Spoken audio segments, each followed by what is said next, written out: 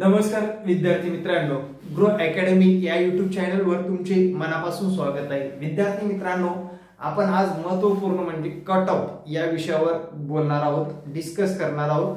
म्हणजे बऱ्याच विद्यार्थ्यांचा प्रश्न होता की सर कट ऑफ कसा असणार आहे, कट ऑफच्या बाबतीत काही घडामोडी होतील का, काही त्याच्यामध्ये बदल होतील का, कशा पद्धतीने कट ऑफ लागेल, किती पर्यंत लागेल, सर्वात महत्त्वाचा मुद्दा म्हणजे कट ऑफ किती पर्यंत जाऊ शकतो। मित्रांनो, आपला अंदाज चुकणार नाही, माहिती विश्लेषण करून काढलेली आहे, सर्व गोष्टीचा विचार केलेला आहे, जागेंचा विचार, कास्टनुसार जागेचा विचार, त्यानंतर वर्गानुसार जागेचा विचार, या सर्व गोष्टी तिथे विश्लेषित करून हे सर्व बनवलेलं आहे, आपल्याकडे आता सध्या अवेलेबल आहे।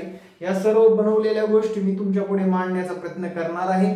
तुम्हाला विश्वास असेल तर ठेवा, नाही विश्वास असेल तर येणाऱ्या काळामध्ये कट ऑफ तर लागणारच आहे। पण विद्यार्थी मित्रांनो, तुमच्या मनातील संभ्रम दूर व्हावा आणि विद्यार्थ्यांनी दुसऱ्या सुद्धा परीक्षेची तयारी करावी आणि आपण सेफ झोन मध्ये आहोत का, आपल्याला मार्क आहेत का व्यवस्थित, बऱ्याच विद्यार्थ्यांची क्वेश्चन होते, त्यामुळे हा कट ऑफ बनवत आहे। चला तर मग मित्रांनो, आपण पाहू सर्व गोष्टी अगोदर सुरुवातीपासून सगळ्या गोष्टी पाहणार आहे। आता मित्रांनो, पहिली गोष्ट म्हणजे लक्षात ठेवा, तुम्ही सर्वात महत्वाचं, तुम्हाला प्रिफरन्स आलेत म्हणजे तुमचं सिलेक्शन झाले असं समजून नका, लक्षात घ्या। म्हणजे डायरेक्ट छाती फुगणार, डायरेक्ट गावामध्ये मिरवणूक काढणार किंवा गावात सांगून टाकणार मला एवढ्या शाळा आले 100% आता सिलेक्शन आहे। प्रिफरन्स म्हणजे तुम्हाला एक पसंती क्रम आलेला आहे तुमच्या एज्युकेशन बेसवर। मित्रांनो लक्षात ठेवा, कशावर? एज्युकेशन बेसवर तुम्हाला पसंती क्रम आलेले आहेत। तुम्ही बीकॉम केले, ग्रॅज्युएशन आहे, टीईटी पास आहात, पण आता शेवटी जी महत्त्वाची परीक्षा आहे ती टेट एक्झाम आहे। मित्रांनो लक्षात ठेवा, कोणती? अभियोग्यता चाचणीमध्ये तुम्हाला मार्क कसे आहेत याच्यावर तुमचं सिलेक्शन अवलंबून आहे। अभियोग्यता चाचणीवर तुम्हाला मार्क कसे आहेत त्याच्यावर तुमचं सिलेक्शन अवलंबून आहे। मित्रांनो लक्षात घ्या, पहिला मुद्दा म्हणजे आपण जागाकडे वळू। आता बघा, साधारणपणे 2,16,000 लोकांनी नोंदणी केलेली आहे आणि 100+ मार्क असणारे फक्त आणि फक्त 31,000 लोक आहेत। मित्रांनो 100+ मार्क असणारे 31,000 लोक आहेत। किती? 31,000 लोक फक्त 100 मार्क असणारे आहेत, म्हणजे 100 पेक्षा जास्त मार्क असणारे लोक 31,000 आहेत। त्यामध्ये सुद्धा विद्यार्थी मित्रांनो लँग्वेजचे लोक आहेत, काही फ्रॉड म्हणजे डीएड झाले त्या परीक्षा म्हणून दिलेली आहेत, काही लोकांचं फक्त ग्रॅज्युएशन झाले तरी पण परीक्षा दिलेली आहे, काही लोकांचं डबल काहीतरी फॉर्म भरून त्याच्यामध्ये सिलेक्शन झालेलं आहे। सगळे फ्रॉड बाहेर येणार 100% गॅरंटेड, त्यामुळे चिंता नसावी। यातली 31,000 पेक्षा म्हणजे 100 पेक्षा सुद्धा कमी कट ऑफ लागेल, हे एक डोक्यामध्ये कायम ठेवा मित्रांनो। पण तिथे तुम्हाला लक्षात घ्या, तुमची कास्ट, तुम्हाला असलेले मार्क, तुम्हाला असलेले तुमचं एज्युकेशन, तुम्ही कोणत्या वर्गासाठी पात्र आहात, या सर्व गोष्टीचा विचार करूनच ते कट ऑफ ठरणार आहे। पहिला आणि अति महत्वाचा कॉमन कट ऑफ सांगतो मित्रांनो, 1 ते 12 पर्यंतच्या वर्गाचा, लक्षात घ्या 1 ते 12 पर्यंतच्या वर्गाचा कॉमन कट ऑफ सांगतो। साधारणपणे ओपन कॅटेगरीसाठी 6,170 जागा आहेत। किती जागा आहेत? 6,170 जागा आहेत। 6,170 जागा या सर्वच्या सर्व ओपन मध्ये जातील। सर्व जागा कुठे जातील? ओपन मध्ये जातील। मित्रांनो म्हणजे सर्व ओपनचं कट ऑफ सर्वाधिक म्हणजे ओपन या कॅटेगरीचा असेल आणि ते असणार आहे मित्रांनो साधारणपणे 11वी 12वी या वर्गासाठी, 11वी व 12वी या वर्गासाठी ओपन कॅटेगरीचा विद्यार्थी लागलेला असेल 135+ असणारा। किती? 11वी 12वीला किती जागा आहेत? मग पुढे 11वी 12वीला 1135 जागा आहेत। किती आहेत? 1135 जागा आहेत। म्हणून मित्रांनो इथपर्यंत 11वी 12वीचं कट ऑफ राहू शकतं। कसं? त्या 1135। आता कास्टनुसार याच्यामध्ये 5 फरक पडेल। त्यानंतर मी तुम्हाला सांगेन एससी म्हणजे 11वी 12वी साठी एससी साधारणपणे 120 पर्यंत येईल। एसटी 105 चा विद्यार्थी सिलेक्ट असेल। ईडब्ल्यूएस साधारणपणे इथे ईडब्ल्यूएस हा 110 पर्यंत जाऊ शकेल आणि ओबीसी एवढ्या सांगतो. बाकीचं बघा मित्रांनो, बाकीचं सर्व शक्य नाहीये आणि बाकीचं सर्व फक्त 5 5 10 नाही, कमी 5 प्लस तर होतील, 5 मायनस तरी होतील. ओबीसीचं कट ऑफ सुद्धा मित्रांनो ईडब्ल्यूएस सारखंच राहील, 110 पर्यंत जाईल. 11वी 12वी पर्यंत इथपर्यंत कट ऑफ लागण्याची संधी आहे. विद्यार्थी मित्रांनो, या कट ऑफ मध्ये 2-4 मार्क प्लस होतील किंवा 2-4 मार्क मायनस होतील, कारण संपूर्ण 2,16,000 लोकांचं विश्लेषण केलेलं आहे. त्यानंतर 6वी ते 8वी, 6 ते 8 जागा किती आहेत रे? जर जागा जर बघितल्या इथे 6 ते 8 जागा, सॉरी 9वी 10वी घेऊ अगोदर, मग 6 8 घेऊ, 9 ते 10 जागा आहेत बघा. 2176, 2176. तर यापेक्षा नक्कीच कमी लागणार आहे मित्रांनो कट ऑफ. 9वी 10वी साठी यापेक्षा नक्कीच कमी लागणार आहे कट ऑफ. म्हटल्यानंतर मित्रांनो इथे तुम्हाला पाहायला भेटेल 125, इथे पाहायला भेटेल 115, इथे पाहायला भेटेल तुम्हाला डायरेक्टली 100 मार्कापर्यंत सुद्धा सिलेक्ट होतील. कास्टनुसार, त्यांच्या लँग्वेजनुसार किंवा त्यांच्या शिक्षणानुसार अजून याच्यामध्ये अजून फरक पडेल, नक्कीच पडेल 9वी 10वीला. आणि ईडब्ल्यूएस जर बघितलं मित्रांनो 105 पर्यंत थांबेल आणि ओबीसी बघितलं 105. इतर जे काही समांतर आरक्षण असतील किंवा इतर कास्ट असतील, ओबीसीचे याच्यामध्ये थोडस जास्त अजून कमी मेरिट लागेल. ओबीसीचं म्हणतोय, ओबीसीचं याच्यामध्ये अजून कमी मेरिट लागेल, कारण ओबीसीच्या जागा जर बघितल्या तर ओपनच्या नंतर साधारण 4000 जागा आहेत, त्याच्यामध्ये अजून फरक पडेल. एक साधारण 100 पर्यंत सुद्धा जाऊ शकतं मित्रांनो यांचं. किती? 100 पर्यंत सुद्धा जाऊ शकतं. आता मित्रांनो 6 ते 8 हे कट ऑफ पाहू आपण आता. 6वी ते 8वी, 6वी ते 8वी या वर्गासाठी जर बघितलं 8000 पदे आहेत मित्रांनो. 8127 पदे आहेत, 8127 पदे आहेत. आता ओपन कॅटेगरीचं जर कट ऑफ बघितलं मित्रांनो इथे साधारणपणे 120 पर्यंत लागेल. ओपनचा विद्यार्थी 120 पर्यंत हमखास लागेल.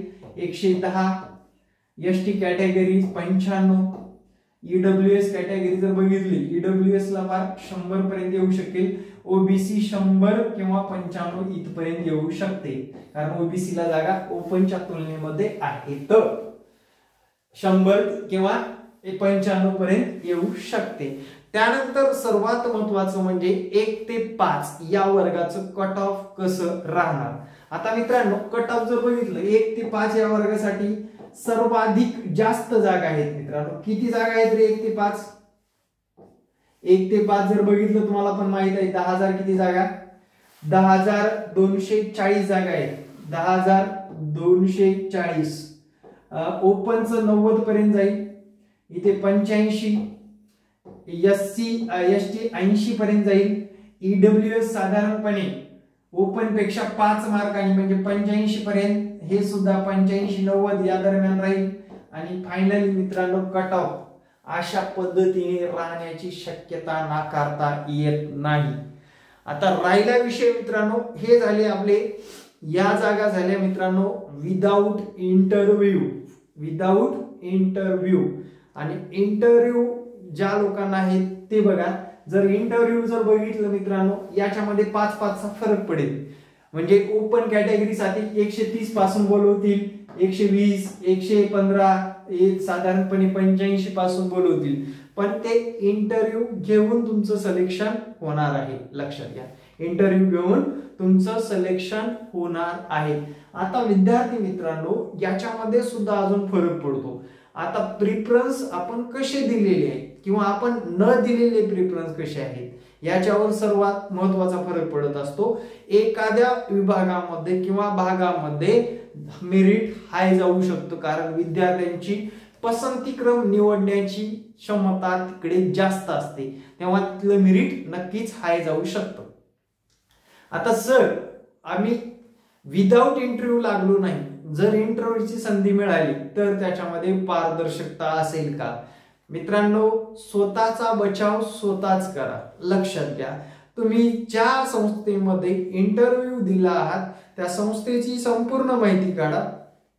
तिथं तुम्ही आरटीआय सारखे ऍक्टचा विचार करून त्यांच्यावर चौकशी बसवू शकता.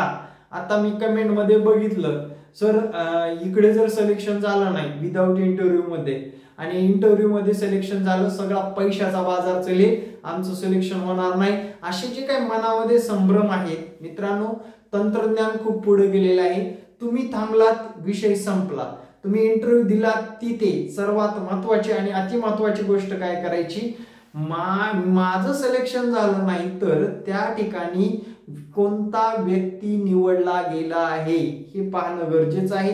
त्याचे मार्क पाहणं गरजेचं आहे, कारण आपल्याकडे मार्कची लिस्ट आहे. तुमच्यापेक्षा जर त्याला कमी मार्क असतील, तुमचा इंटरव्ह्यू सुद्धा बेस्ट झालेला असेल, तर तुम्ही तिथे ऍक्शन घेऊ शकता.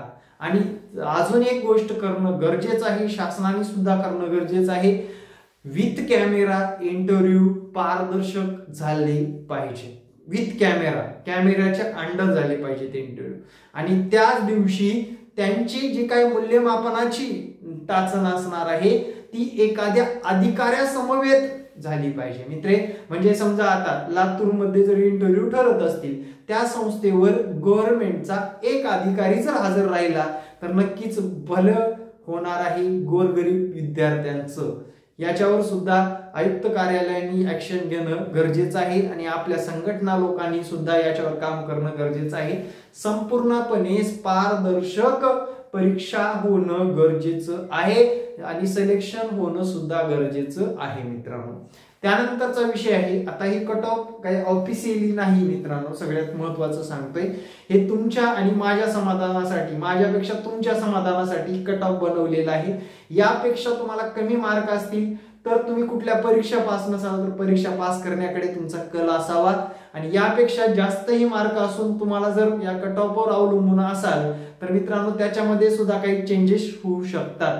त्यामुळे तुमचा जो काही प्रश्न होता, सर मला एवढे मार्क होते, माझं होईल का, माझ्याकडून जेव्हा फोन कॉलवर मी होईलच म्हणतो, पण एक अंदाजित विद्यार्थ्यांना आयडिया यावी यासाठी हा कट ऑफ बनवलेला आहे. तुम्हाला कसा वाटला, असा राहिला तर नक्कीच तुमचा फायदा होईल. आणि मित्रांनो पूर्णपणे याच्यावर 2-3 तास विश्लेषण करून अभ्यास करून बनवलेला आहे. तुम्हाला लिखित वाटत असेल, पण मित्रांनो जास्तीत जास्त 5 मार्क प्लस मायनस होतील, जास्तीत जास्त 5 मार्क प्लस मायनस कोणत्या कास्टमध्ये होतील. बाकी आता हे एनटीसी असेल, एनटीडी असेल, ओबीसी असेल, व्हीजीटी असेल, व्हीजीएनटी असेल, या सर्व लोकांनी साधारणपणे यांच्या कट ऑफची तुलना करायची. ईडब्ल्यूएस आणि ओबीसी सोडून एससी एसटीच्या कट ऑफची तुलना करायची, म्हणजे आपला सुद्धा त्या दरम्यान कट ऑफ असणार आहे. जेवढे हायेस्ट मार्क असतात ते सर्व मित्रांनो ओपन कॅटेगरीमध्ये येतात, ओपन कॅटेगरीमध्ये. आणि आपण पाहिलेलीच आहे, लिस्ट पाहिलेली आहे.